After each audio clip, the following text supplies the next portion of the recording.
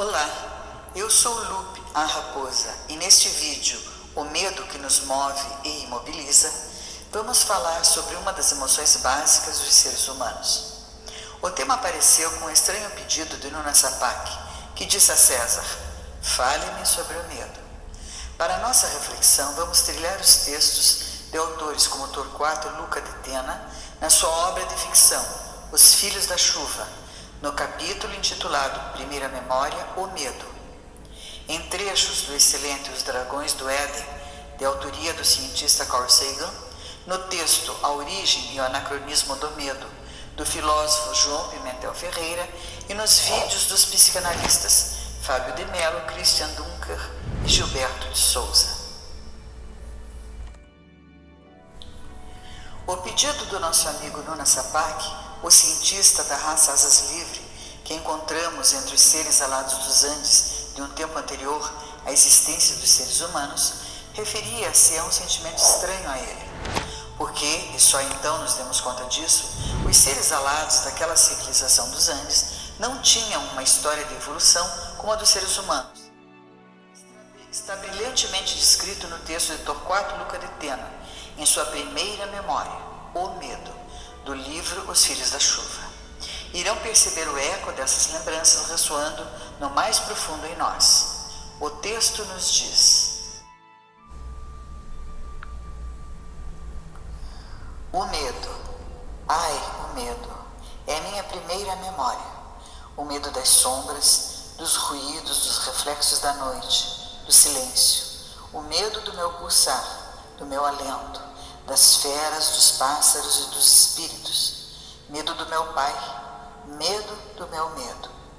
Minha primeira encarnação está imersa em um medo assustador. Me eriça os pelos, pânico surdo que me estremece a carne e me paralisa os membros. Espanto interminável, terror cósmico e definitivo. Além do meu medo, nada mais existe.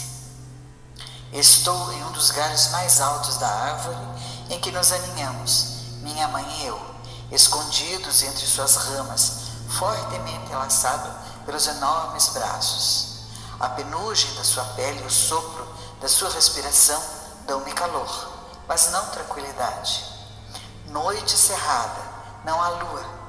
Diante de mim e ao meu redor vejo multidões de luzes pequeninas, verdes e pálidas, quais pirilampos imóveis. Procedem das árvores fronteiriças e se veem às alturas diferentes, salpicadas entre as ramagens. São os olhos abertos do meu pai que fulgem dentro da noite, e dos pais de meus pais, e os dos irmãos de uns e de outros, e os dos meus próprios múltiplos irmãos. Ninguém na tribo dormirá essa noite.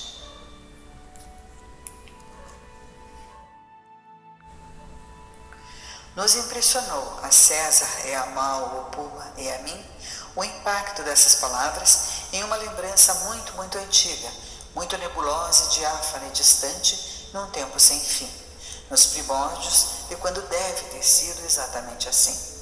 Nas trilhas do texto de Carl Sagan, capítulo 6, Os Contos do Éden Sombrio, em que ele sugere explicações para comportamentos que não restritos aos seres humanos, mas compartilhados com a maioria dos mamíferos, neste trecho do livro Os Dragões do Éden, Carl Sagan se pergunta: para que serve o sono?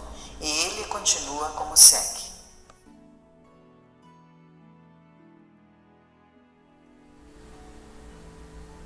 Talvez fosse essencial para os mamíferos primitivos permanecerem imobilizados e escondidos durante as horas claras do dia, que eram governadas pelos répteis predadores.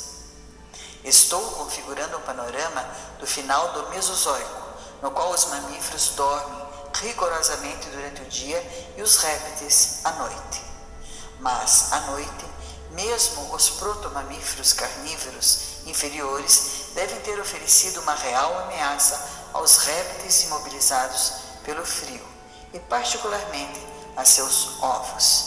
Assim, estamos falando de um mundo em que o medo imperava, e era sim o traço principal para a sobrevivência. O filósofo João Pimentel Ferreira, no seu texto A Origem e o Anacronismo do Medo, publicado no blog Vera Veritas, nos diz sobre o medo o que segue. O medo por carnívoros de grande porte, como leões, ursos, hienas, lobos, ou mesmo o medo por herbívoros, eventualmente agressivos ou perigosos, como elefantes, búfalos ou rinocerontes, surge apenas na era seguinte ao Mesozoico, no Cenozoico, quando os mamíferos se expandiram, cresceram em porte e se diversificaram. Na era anterior, no Mesozoico, os mamíferos eram todos de pequeno porte, altura, aliás, em que o pequeno tamanho os permitia escapar dos dinossauros, tendo se tornado assim mais aptos. Esse exemplo também ajuda a clarificar a confusão recorrente que se tem da teoria evolutiva, da seleção dos mais fortes, quando na realidade trata-se e sempre se tratou da seleção dos mais aptos. E posteriormente na floresta, convivemos com uma série de outros animais, entre os quais os ratos. O problema é que os ratos, além de se alimentarem dos mesmos alimentos que nós consumíamos, como frutos silvestres, sempre foram grandes transmissores de doenças mortais. Os indivíduos, nossos antepassados, que começaram a afastar-se desse tipo de roedores, sobreviveram a uma série de doenças transmissíveis e, desta forma, transmitiram através da seleção natural esse medo instintivo de ratos às próximas gerações. Só o Homo sapiens é que também aparenta ter medo instintivo por insetos, pois esses, pela mesma razão que os ratos, foram, a partir de certa altura, transmissores de muitas doenças. Pode-se ainda falar do tão conhecido medo pelo escuro ou por estranhos. O medo do escuro deve-se tão somente ao fato de, durante milhões de anos em que vivíamos em locais inóspitos e perigosos como a savana ou a floresta, a noite era realmente o momento mais perigoso, pois não havendo luz, seria a altura própria para vários predadores atacarem. Alguns psicanalistas nos dizem dos medos do homem atual. Fábio Belo, no seu vídeo Medo, nos esclarece que não existe no ser humano atual medos instintivos. O que há são projeções de desejos armazenados nos nossos subconscientes, que são projetados na forma de medos irracionais. Há ainda os trabalhos que esclarecem sobre as fobias e os traumas, como o do psicanalista Christian Dunker, e os medos do ego, referido pelo psicanalista Gilberto de Souza no vídeo que trata especificamente dos 3 medos do ego e como aparecem nos comportamentos de pessoas em posições de liderança. Todos os links estão abaixo na descrição. O medo daquele passado remoto que nos fazia, escondidos nos galhos das árvores, manter a imobilidade e o absoluto silêncio durante as horas aterradoras em que nos envolvia a escuridão da noite, ou as projeções dos desejos subconscientes do ser humano moderno, que aparecem nos medos irracionais, podem ser classificados no rol dos medos que nos movem. É o que nos apontam as evidências da nossa história evolutiva. Mas o que dizer dos dias atuais? Desse medo que se espalha e perpetua, que tem nome e forma, embora invisível? Será esse o medo que, afinal, vai imobilizar definitivamente o ser humano? Vamos usar a antiga sabedoria que, através dos contos de fadas, educavam as crianças, alertando-as contra os perigos e acalentavam seus medos.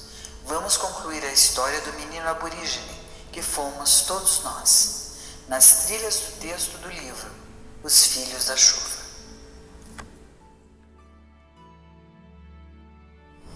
Abaixo de nós, a pantera negra nos espreita. Não nos pode ver, mas nos fareja. Sabe que estamos aqui. Nós tampouco a vemos, mas a sentimos. Conhecemos o brando roçar de suas patas nos abrolhos e espinheiros. e sabemos que esse suave ronronar, como da longínqua trovoada, é de satisfação por sabermos acuados. Mais cedo ou mais tarde, um dos adultos terá que descer em busca de alimentos, ou talvez o pai de meu pai, que é chefe de todos, ordene a uma das mães que deixe cair a criatura que amamenta, para que a ferra a carregue entre suas fauces e a devore lá longe, salvando-se assim a comunidade. Nossa única chance seria a de que, ao despontar da aurora, uma corça ou um gamo chegasse inadvertidamente até a cisterna da água para beber. Desse modo, a pantera apanharia a presa mais fácil e, já saciada, voltaria para sua toca. Tenho medo, fome, sono e frio. Dei um grande suspiro, suguei o seio murcho de minha mãe e adormeci. Sonhei que já era grande, que meus olhos fulgiam dentro da noite como os de meu pai, e que pelo brilho meus filhos me reconheciam na escuridão e aquietavam seus medos.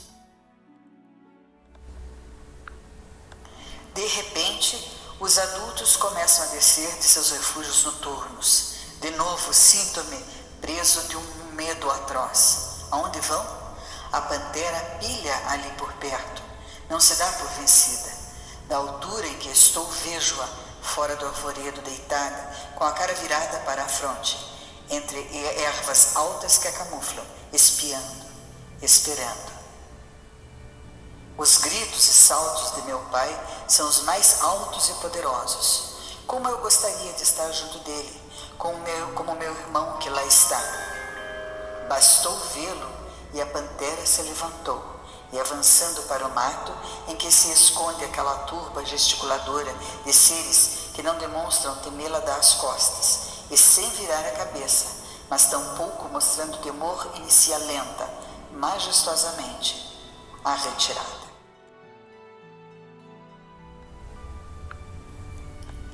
A história do menino aborígene ecoa em nós, porque se refere a algumas das nossas mais remotas lembranças coletivas. É importante que também nos lembremos que somos vencedores nesse jogo evolutivo. Estamos aqui. Vencemos a pantera e os milhares de perigos das noites escuras. Não há o que temer.